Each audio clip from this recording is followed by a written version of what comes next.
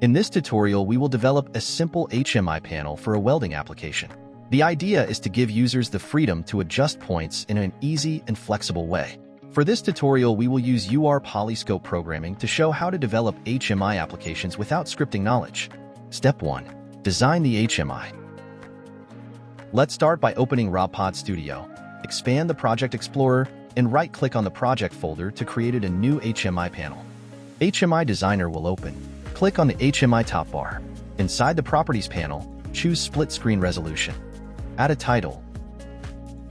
And choose an image you want to use for the HMI logo. Add a pose component to the HMI panel. We use pose component to let user choose a robot positions. Drag and drop the pose component button to place it where you want. We will add 4 pose component buttons to let our users set up a linear welding trajectory. First button is used to set up approach movement. Second button for welding starting point. Third button for welding end point. Finally, last button will be used for retract motion.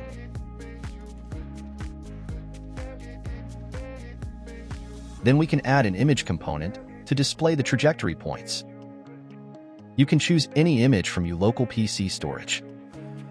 Resize and move the components inside the HMI panel to arrange a layout that you like. Add also another image component to display our welding robot.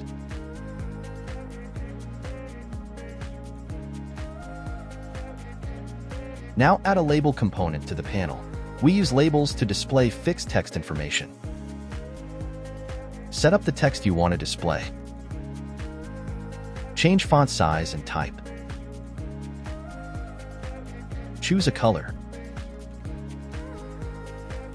Now add a monitor component.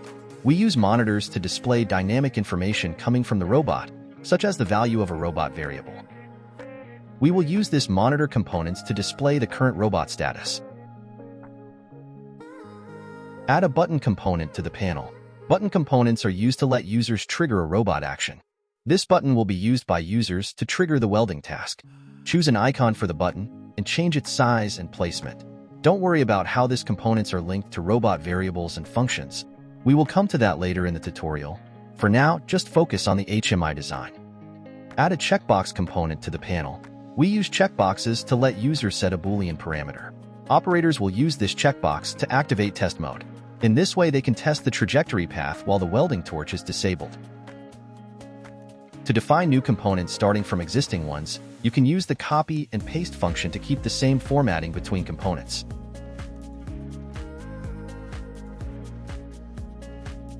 Also, we want our users to be able to choose the welding speed. So let's add a slide bar component to the panel.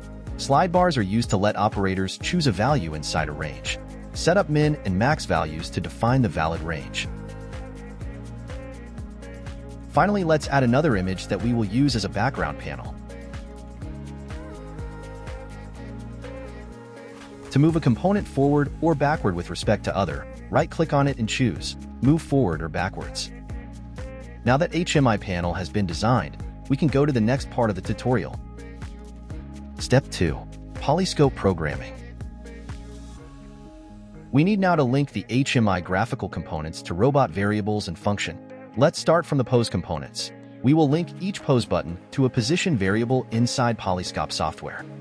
Alright, take the robot teach pendant. Select the variables menu inside the installation tab. Create a new variable. Call the variable approach pose.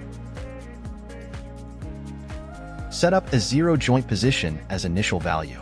We use installation variables because they keep always the last set value, so user will not have to set up the same positions each time to run the program. Go back to Robpod Studio. Now we will link the approach pose component to the installation variables we have just created. Select the approach pose component. Inside the properties panel, choose joint pose as variable type, digit approach pose as variable name. Variable names must always match exactly with names given inside PolyScope. Now we will repeat the same linking procedure for the other pose components. Create a new installation variable and call it arc start pose. Choose a 0 Cartesian position as value. Then create another installation variable and call it arc end pose.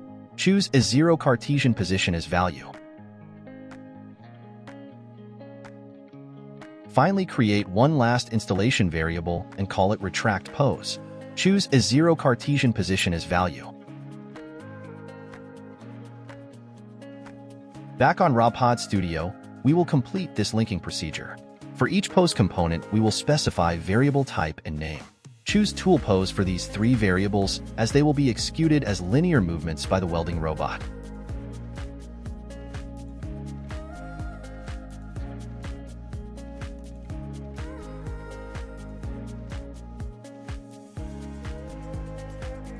Now it's time to create the welding task.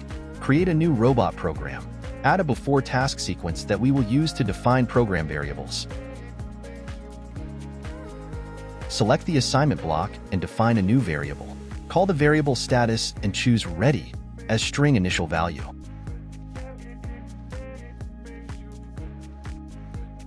Now link the program status variable to the monitor component. Choose status as variable name and string as variable type. Add another variable to the PolyScope program, call it velocity, and choose 10 as integer starting value. Link the velocity variable to the slider component.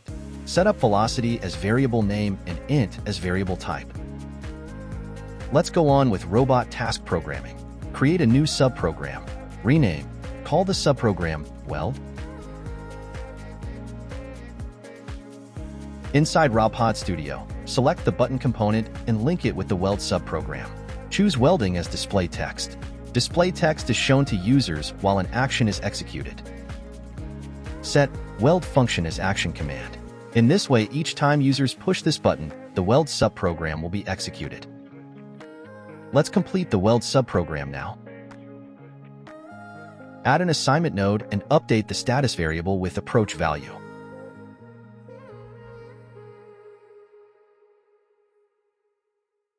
Add a move node to the task. Select Use Joint Angles. Select the waypoint and choose Variable Position. Select Approach Pose variable. Add another move node. Choose Move L as type. Select the waypoint and choose Variable Position. Select Arc Start as pose variable. At this point of the program, we will need to turn on the welding torch. However, user may have chosen test mode execution, so we need to add another program variable to manage this situation. Call the variable test and set up true as Boolean initial value. Link the test variable to the checkbox component. Set test as variable name and bool as variable type. Add an if condition node to the program. If test variable is false, we will proceed to turn on the welding torch. Let's assume that we can control the welding torch with a digital output signal. So add a set node and choose set digital output number 2 high.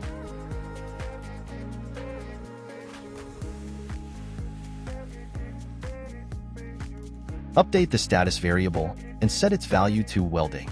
Robot needs now to perform the welding linear movement. As we want to perform the movement with the velocity chosen by the user, we will use a script node function. Set up Move L function with target point arc in pose and velocity equals to our velocity variable in millimeters. Robot can now turn off the welding torch. So add a set node and choose set digital output number 2 low. Update the status variable and set its value to retract. Finally, add another move command for the retract movement. Choose Move L as type. Select the waypoint and choose Variable Position. Select Retract as pose variable. Reset the status variable to its initial condition, set its value to ready. Perfect then. Everything is set for the next part of the tutorial. Step 3. Run the HMI. Before we can execute our HMI on the robot teach pendant, we need to perform a very important step: HMI synchronization. Connect Robpod Studio to your Universal Robot using its IP address. If this is the first time using Robpod HMI on a certain robot, a notification will appear asking to install or update Robpod plugin on the robot. Click on Install Plugin. You can also download the plugin and install it manually on the robot. After installing the plugin, wait for Robot PolyScope to be restarted.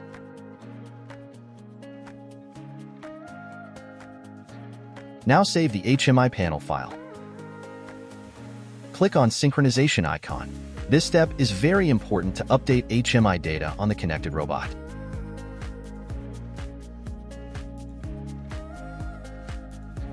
Back on the Robot Teach pendant, add an HMI node to the main program. From the drop-down menu, select the HMI file you want to display. We can now run the robot program and execute our HMI application.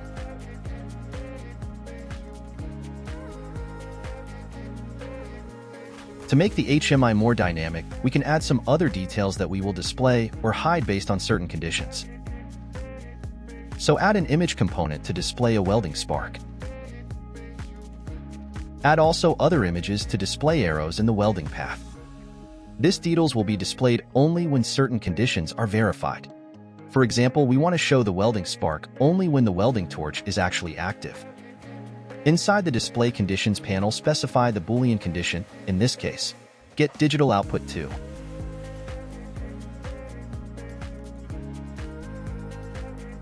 Let's do the same thing also for the arrow images. Set up the display condition based on the value of status variable. These details can be used to make the HMI panel more intuitive for users. Remember to always synchronize the file when you make some changes to the HMI. And that's it, folks.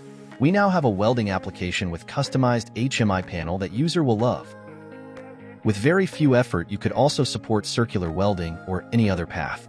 Check our GitHub page to get complete HMI and PolyScope files.